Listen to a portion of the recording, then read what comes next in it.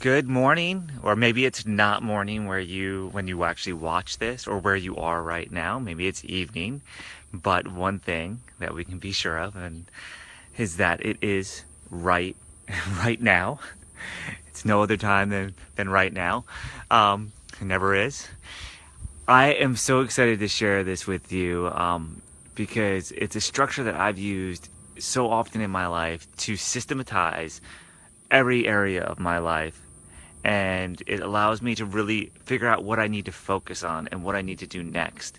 And we all have our goals and dreams and different goals and dreams that we want to accomplish, but this real simple way of laying this out makes it so easy to figure out what your next move is and stay on track for it. Because what ends up happening to all of us is we get distracted. We have so many things going on in our lives. We have our friends, we have our family, we have our work, we have our potentially children or our parents, and we have pets and our housework and all the projects that we started and we really want to do. Yet what happens? We get distracted and we don't get everything done that we want to get done. And a lot of times what gets sacrificed is the things that are really, really, really, really important for us.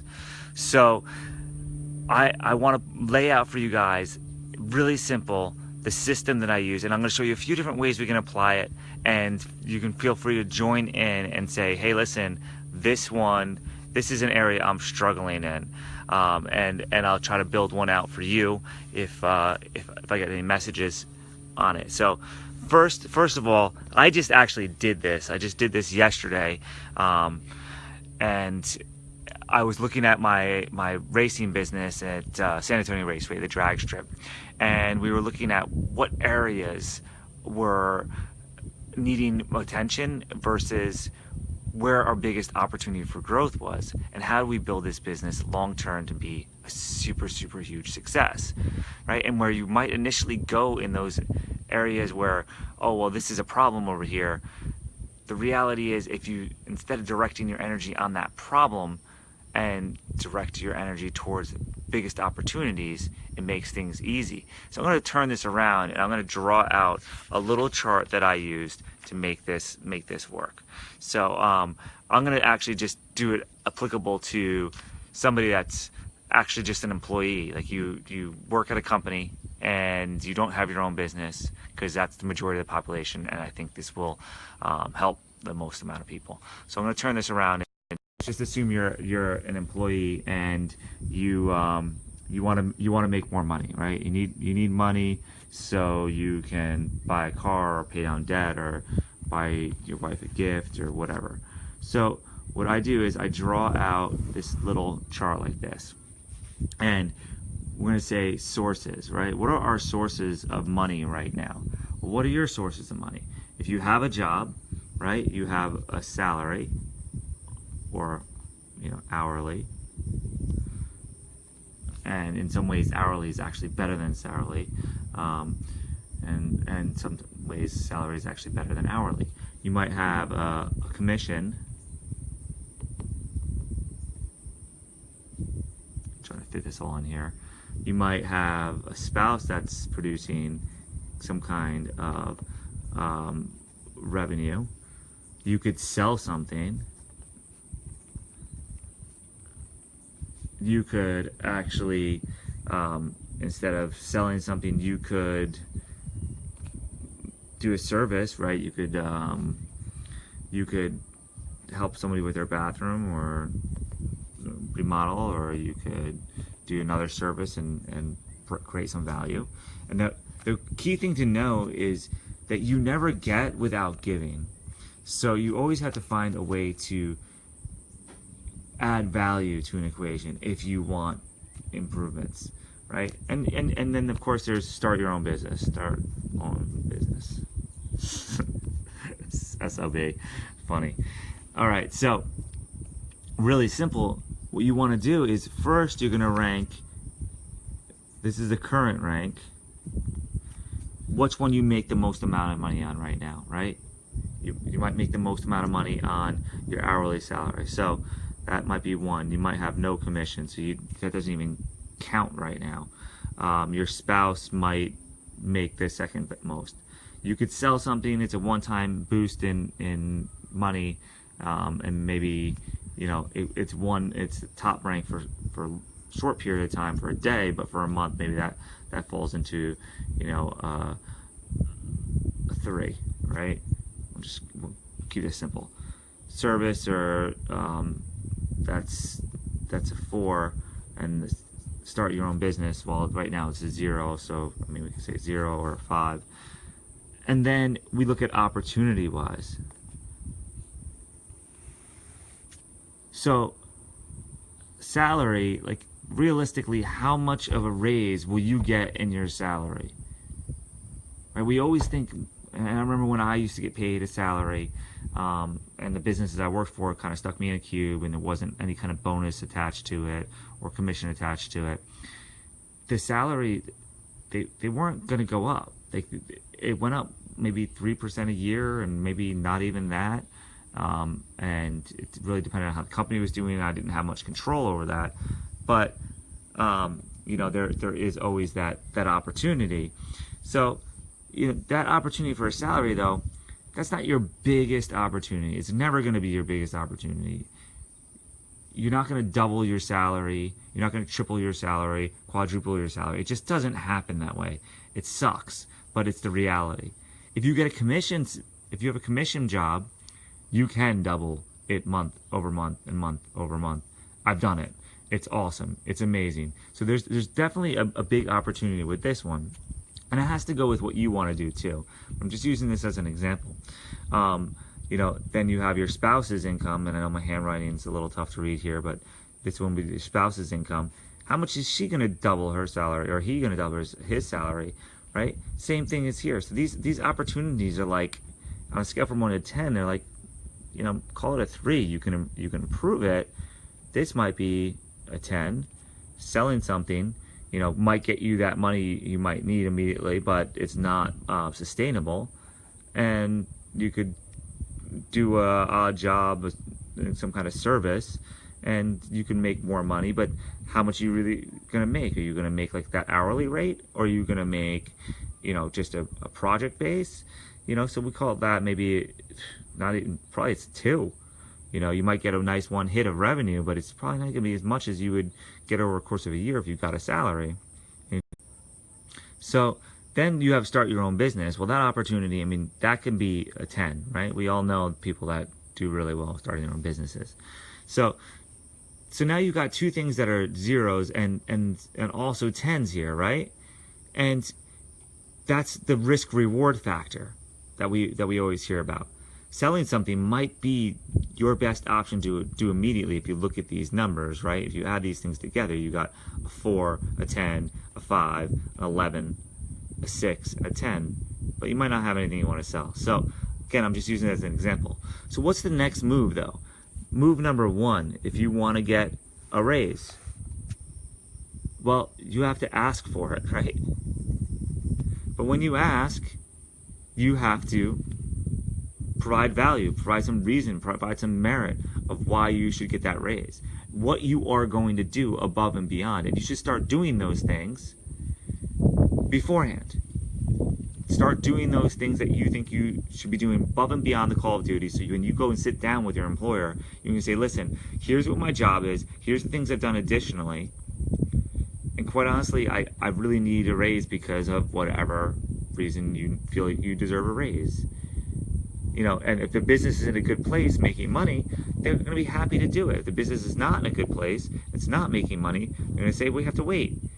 Commission, this is amazing. If you are a salesperson, educate yourself on sales training. Learning how to sell better requires you picking up a book. How much time do you spend on Facebook or on TV or things that don't drive you to be a better salesperson if you're a salesperson or you have to sell things? That's all it takes, is you to actually pick up a book, watch a YouTube video on sales. It takes 10 minutes a day. If you do that, that consistent effort will absolutely improve your sales and improve your commissions. As long as you do the work too, right? You have to pick up the phone, or you have to go on customer calls. You have to do those things. But if you become better at sales, you're going to feel good about actually picking up the phone, or making that first introduction, or asking for the close, or all the steps of the sales. You're going to be able to present your information better. So commission, I love commission. It's a great way to live. Quite honestly, it's like having your own business without having to worry about HR or payroll or losing money or any of those things that are really tough. So if you have a commission job, be super appreciative of it, because it can give you so much back, and without having to do all the business owning work stuff. And it sets you up if you want to be a business owner, because you learn an aspect that's really important to business.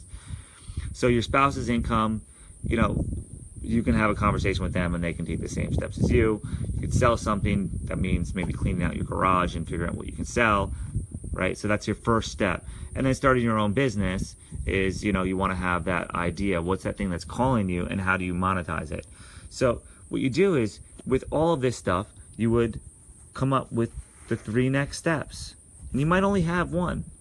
So just kind of walk through what those steps, what the sources are of money that you have, the rank that they are right now, how much money are they producing for you, how much of their income are they producing for you, what's the opportunity that they actually carry for you, and what are the next 3 steps you could do to increase your base salary. This may be asking, this also would have to be doing more, and maybe find a way that you can add value to the company, like where it makes money, and show that you can actually add the value. Just like prove it. Just make the money. Now not all of us care about money. So I'm going to give you 2 more real quick here. So the next one would be, okay, I want a better love life. I want to feel more love in my life. I mean, give me a heart or a like or a comment or something if you want more love in your life, because it doesn't matter how much love I get in my life. I feel like I never have enough. You probably feel the same way. So what are the sources of love? Where do we feel love, right? We feel, this is actually funny, because most people have never even thought about this, but there's 5 actual fundamental sources of love. And you could say, oh, people in your life.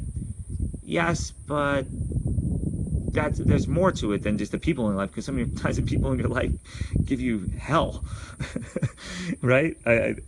So what are the sources of love? Well, there's gift giving, there's gifts, right? People know that they're loved because you've given them a gift, or if you receive a gift, you feel loved and appreciated, right? There's positive words, right? When somebody says something nice to you or about you, that's a good way to do it. Then there is, of course, spending time with anybody. That's when you just spend your time with somebody and just be with them, like that is an act of showing that you actually do care and love them. Sorry, the wind has gotten over here. And then we have acts of service. You do something for people.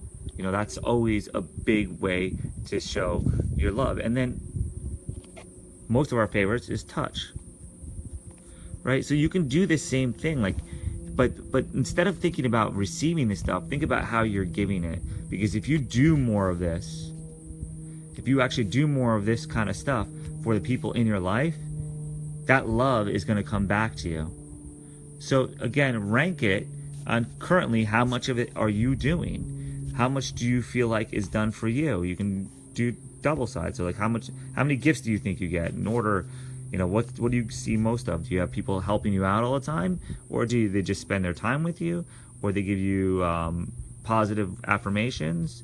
Or people always touching you, right? And then we'll just do one more here, because I think it's really important. And actually, I have this one written out already. Is our health, right? So what are the things that constitute our health? Our diet, our exercise, our medication that we're on, meditation, and our thoughts. Those things are the top things that dictate what our health is going to be. Those are our sources of health. So rank them. Then where's the opportunity for improvement? And then what are the next 3 steps you can take? And once you actually take, I think you guys are getting bored with the video or the paperwork here, because I think you get it. But it's just a matter of spending the time and putting the directive down. What are the next 3 steps you can take? Because we all have this like thing that we should be somewhere else, that we need to get there, that we need to go, that we need to move on, that we need to get to this next thing. But actually the most important thing is being, if you go back to this video that when I first started, I said we're always right now. Be right now. If you're holding your phone watching this, feel the texture of the phone case or the phone and feel what that really is, and be in the moment and actually listen to the words I'm saying. Don't think about what you have to do next. Don't run off or think about last week when you should have done XYZ. Just you're here right now for a reason. You're always here right now for a reason. So, George, if you're watching this, I just actually went over the what we ended up doing yesterday and breaking down the sources. What I did with us, it was sources of revenue, and then the rank and the opportunity. And feel free to comment and let the world know how, just a little bit of time of doing this set a direction that is just so amazing. Let them know how you feel about it. Because, you let me know. You sent me a message afterwards, and you seem pretty stoked to me. Just take this time for yourself. People, take this time for yourself and set in a direction where your problem areas are, or where, not even really your problem areas are. Where do you want to expand to? And you don't have to know the full length of it and where it's going to go, but generally it calls to you. It's in your heart. It speaks to you like, man, I wish I had X. I wish I had more Y. I wish that this feeling was happening for me more often. And then look at your resources, right? We're just assessing what our resources are, and that's what the sources are. It's that resource for you of what things are available to you. And you'll come up with ones that you are doing right now, and then you'll come up with all kinds of ones that you could be doing. And you'd be like, why the hell am I doing these 3 things when I could actually focus my energy on these 5?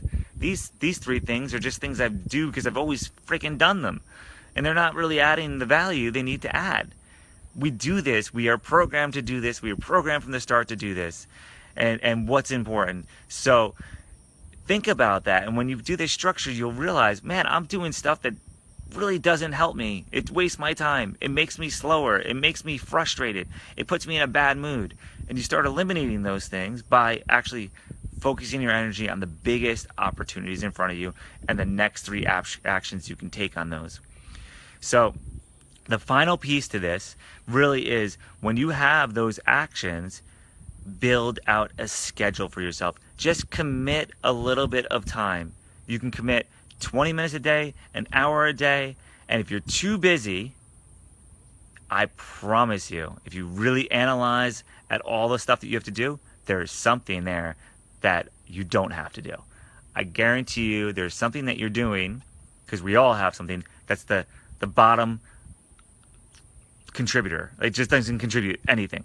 So when you systematize all of your stuff by identifying the key attributes, all your sources, what the opportunity is from each one of those sources, and the next 3 steps, and then you actually schedule it in, say every day at this time, I am going to make sure I spend 20 minutes or an hour or whatever you can figure out how to do.